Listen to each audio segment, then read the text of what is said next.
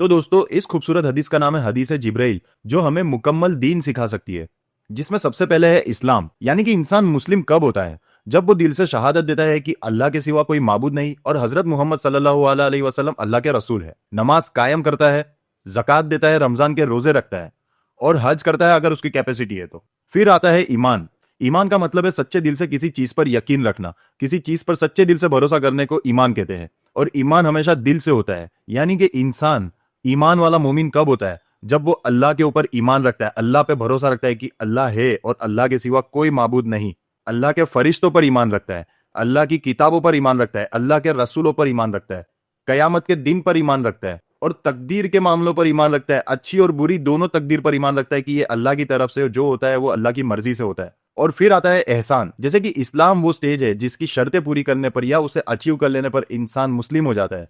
ईमान वो स्टेज है जिसे अचीव करने पर इंसान दिल से मोमिन हो जाता है। वैसे ही एहसान वो स्टेज है जिसे मुकम्मल तौर पर अचीव कर लेने पर इंसान अल्लाह का वली हो जाता है। इसका ये मतलब नहीं है कि वो करामत करने लगेगा, लेकिन अल्लाह का वली वो होता है जिससे अल्लाह और उसके रसूल से बे इंतहा मोहब्बत होती है।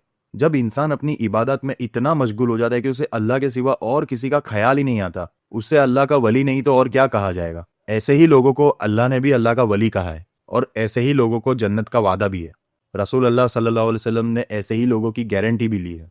और एक बहुत ही अहम बात भी इसमें क्लियर कर दी गई है तमाम मुसलमानों के लिए, जो कि है कयामत के दिन की बात। कुछ लोग मानते हैं कि हमारे नबी करीम सल्लल्लाहु अलैहि वसल्लम को अल्लाह ताला ने गैब का तमाम इल्म अता कर दिया, लेकिन अल्लाह के रसूल सल्लल्लाहु अलैहि वसल्लम ने खुद ने फरमाया कि कयामत के मामले में जिससे सवाल पूछा जा रहा है वो पूछने वाले से ज्यादा नहीं जानता। इसका मतलब कि ये इल्म अल्लाह के पास खास है। अल्लाह कुरान शरीफ में भी यही फरमाता है कि अगर कोई पूछे तुमसे कि कयामत कब आएगी तो कह दो कि ये इल्म तो अल्लाह के पास खास है।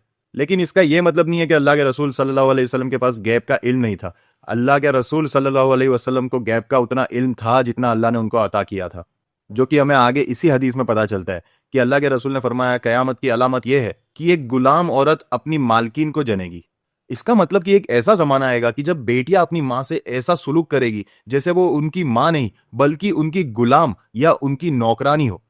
और आज हम देख ही रहे हैं कि आज की जनरेशन अपने माँ बाप के साथ कितनी रूड और कितनी बदतमीज है। और अल्लाह के रसूल ने फरमाया कि आज जिन्हें तुम देख रहे हो, जिनके पास पहनने को पैर में चप्पल नहीं है, पहनने को कपड़े नहीं है, खाने को खाना नहीं है, ऐसे मुफलिस लोग अल्लाह ताला उनको इतना पैसा दे देगा जब कयामत करीब होगी कि वो एक दूसरे से बढ़ चढ़कर बड़ी बड़ी इमारतें बनवाएंगे। और जैसा कि आज हम अरब कंट्रीज में देख ही रहे,